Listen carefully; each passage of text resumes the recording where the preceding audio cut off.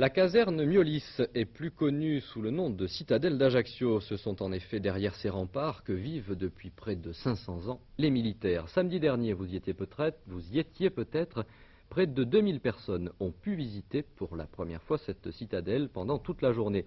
L'occasion bien sûr pour nous de faire le point sur cette citadelle et surtout sur les différents dossiers qui y ont trait. La citadelle a été construite postérieurement à la vieille ville, la ville génoise. La ville génoise a été construite en 1492 et elle avait comme défense quelque chose qui s'appelle le château. Alors lorsque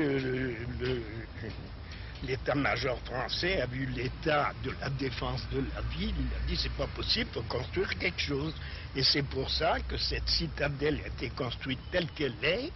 Et quand vous entrerez demain, vous verrez le château qui est une petite chose à côté, mais qui a un très gros intérêt parce qu'il est conservé exactement dans l'état où il était en 1492. Depuis la fin de sa construction en 1560, la citadelle d'Ajaccio est militaire. Véritable ville dans la ville, cette citadelle occupe presque 3 hectares et dispose intramuros de nombreux bâtiments.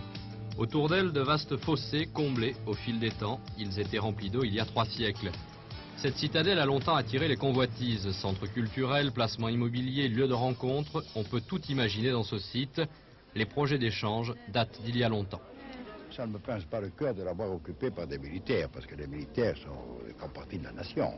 Disons que le jour où les militaires n'en auront plus besoin, nous sommes preneurs. Nous sommes preneurs pour en faire un centre culturel, un centre artisanal, pour l'ouvrir sur la ville, pour l'ouvrir à la population et pour en faire une attraction, je dirais même une attraction importante dans notre plan touristique local. Nous sommes en mesure de fournir les compensations nécessaires à l'armée, notamment un terrain pour construire des casernes de CRS, de militaires et autres à proximité de l'aéroport. Et par conséquent, nous pensons qu'actuellement, compte tenu des nouvelles fonctions que j'occupe au sein du Sénat, parce que vous savez que je fais partie de la Commission de la Défense nationale, je pense qu'on pourra peut-être arriver à un résultat, je ne dirais pas très rapidement, mais dans des délais assez raisonnables. Alors là, écoutez, moi, je vous dis tout de suite, c'est pas mon problème, hein, c'est un problème qui se situe au niveau ministériel, hein, et avec la municipalité d'un côté et de l'autre côté le ministère des Armées. C'est fonctionnel enfin, comme bâtiment? Actuellement, je crois qu'il y a au moins un avantage à ce que nous y soyons, c'est le domaine militaire, c'est que nous entretenons. Alors quel sera l'avenir, ça je n'en préjuge pas, je n'en sais rien. Si les militaires sont effectivement dans la citadelle, l'environnement extérieur pêche un peu par le manque d'entretien et d'esthétisme. Barbelés, antennes de télévision, câbles électriques, ce monument qui n'est pas classé pourrait tout de même arborer un aspect extérieur plus avenant, mais Défense nationale oblige, il faut protéger la citadelle.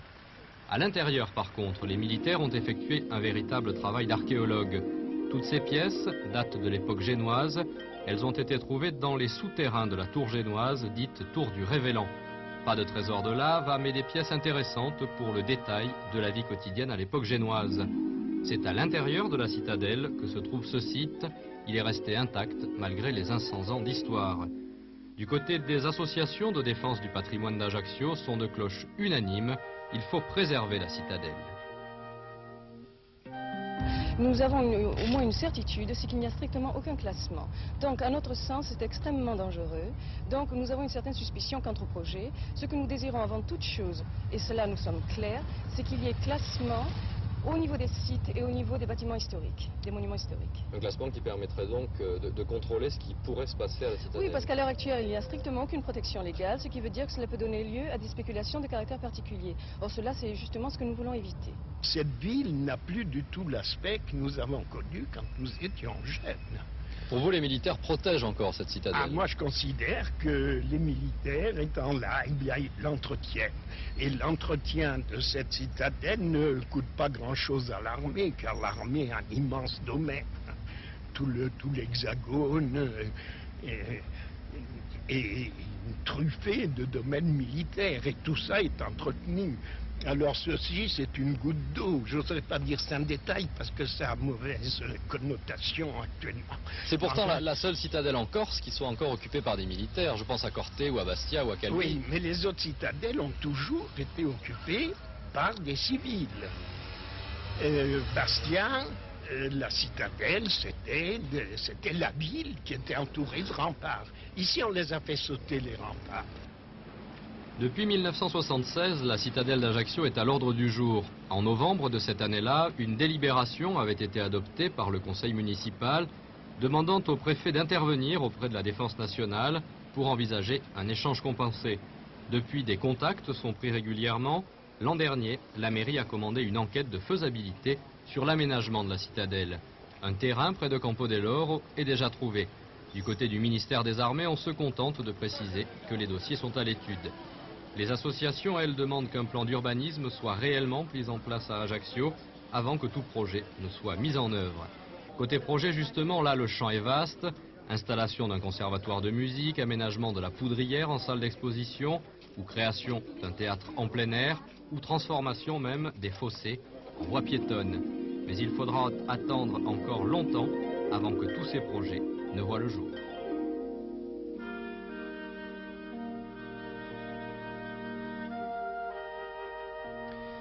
Et nous évoquerons sûrement ces problèmes de la citadelle dès demain soir dans notre partie magazine. Nous recevrons en effet le sénateur-maire d'Ajaccio, Charles Ornano. Ce dossier sera peut-être lui aussi évoqué au cours de la visite du ministre de la Culture et de la Communication, François Léotard.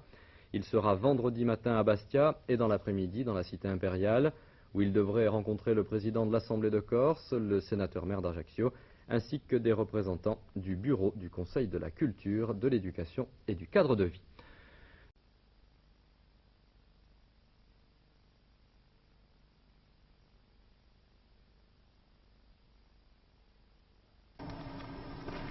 La citadelle a été construite postérieurement à la vieille ville, la ville génoise. La ville génoise a été construite en 1492 et elle avait comme défense quelque chose qui s'appelle le château. Alors, lorsque l'état-major français a vu l'état de la défense de la ville, il dit c'est pas possible, il faut construire quelque chose. Et c'est pour ça que cette citadelle a été construite telle qu'elle est. Et quand vous entrerez demain, vous verrez le château qui est une petite chose à côté, mais qui a un très gros intérêt parce qu'il est conservé exactement dans l'état où il était en 1492. Depuis la fin de sa construction en 1560, la citadelle d'Ajaccio est militaire. Véritable ville dans la ville, cette citadelle occupe presque 3 hectares et dispose intramuros de nombreux bâtiments. Autour d'elle, de vastes fossés comblés au fil des temps. Ils étaient remplis d'eau il y a 3 siècles. Cette citadelle a longtemps attiré les convoitises. Centre culturel, placement immobilier, lieu de rencontre, on peut tout imaginer dans ce site. Les projets d'échange datent d'il y a longtemps. Ça ne me pince pas le cœur de l'avoir occupé par des militaires, parce que les militaires font partie de la nation. Disons que le jour où les militaires n'en auront plus besoin, nous sommes preneurs. Nous sommes preneurs pour en faire un centre culturel, un centre artisanal, pour l'ouvrir sur la ville, pour l'ouvrir à la population et pour en faire une attraction, je dirais même une attraction importante dans notre plan touristique local. Nous sommes en mesure de fournir les compensations nécessaires à l'armée, notamment un terrain pour construire des casernes de CRS, de militaires et autres à proximité de l'aéroport.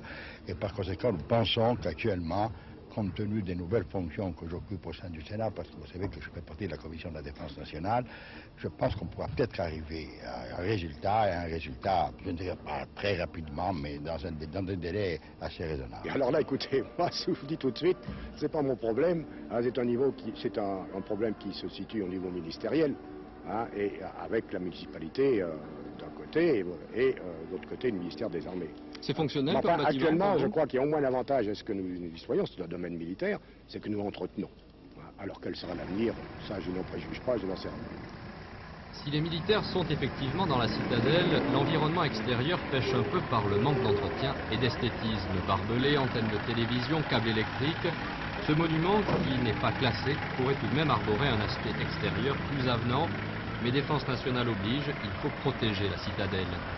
À l'intérieur, par contre, les militaires ont effectué un véritable travail d'archéologue. Toutes ces pièces datent de l'époque génoise.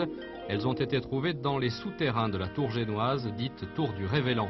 Pas de trésor de lave, mais des pièces intéressantes pour le détail de la vie quotidienne à l'époque génoise. C'est à l'intérieur de la citadelle que se trouve ce site. Il est resté intact malgré les 500 ans d'histoire.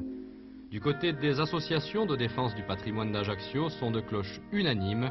Il faut préserver la citadelle. nous avons au moins une certitude, c'est qu'il n'y a strictement aucun classement. Donc, à notre sens, c'est extrêmement dangereux. Donc, nous avons une certaine suspicion quant au projet. Ce que nous désirons avant toute chose, et cela nous sommes clairs, c'est qu'il y ait classement au niveau des sites et au niveau des bâtiments historiques, des monuments historiques. Un classement qui permettrait donc de contrôler ce qui pourrait se passer à la citadelle. Oui, parce qu'à l'heure actuelle, il n'y a strictement aucune protection légale, ce qui veut dire que cela peut donner lieu à des spéculations de caractère particulier. Or, cela, c'est justement ce que nous voulons éviter. Cette ville n'a plus du tout l'aspect que nous avons connu quand nous étions jeunes. Pour vous, les militaires protègent encore cette citadelle? Moi, je considère que les militaires, étant là, ils l'entretiennent. Et l'entretien de cette citadelle ne coûte pas grand-chose à l'armée, car l'armée a un immense domaine. Tout l'hexagone est truffé de domaines militaires, et tout ça est entretenu. Alors ceci, c'est une goutte d'eau. Je n'oserais pas dire c'est un détail parce que ça a mauvaise connotation actuellement. C'est pourtant la seule citadelle en Corse qui soit encore occupée par des militaires. Je pense à Corté ou à Bastia ou à Calouis. Oui, mais les autres citadelles ont toujours été occupées par des civils. Bastia, la citadelle, c'était la ville qui était entourée de remparts. Ici, on les a fait sauter, les remparts. Depuis 1976, la citadelle d'Ajaccio est à l'ordre du jour. En novembre de cette année-là, une délibération avait été adoptée par le conseil municipal demandant au préfet d'intervenir auprès de la Défense nationale pour envisager un échange compensé. Depuis, des contacts sont pris régulièrement. L'an dernier, la mairie a commandé une enquête de faisabilité sur l'aménagement de la citadelle. Un terrain près de Campo dell'Oro est déjà trouvé. Du côté du ministère des Armées, on se contente de préciser que les dossiers sont à l'étude. Les associations, elles, demandent qu'un plan d'urbanisme soit réellement mis en place à Ajaccio avant que tout projet ne soit mis en œuvre. Côté projet, justement, là, le champ est vaste. Installation d'un conservatoire de musique, aménagement de la Poudrière en salle d'exposition, ou création d'un théâtre en plein air, ou transformation même des fossés en voies piétonnes. Mais il faudra attendre encore longtemps avant que tous ces projets ne voient le jour.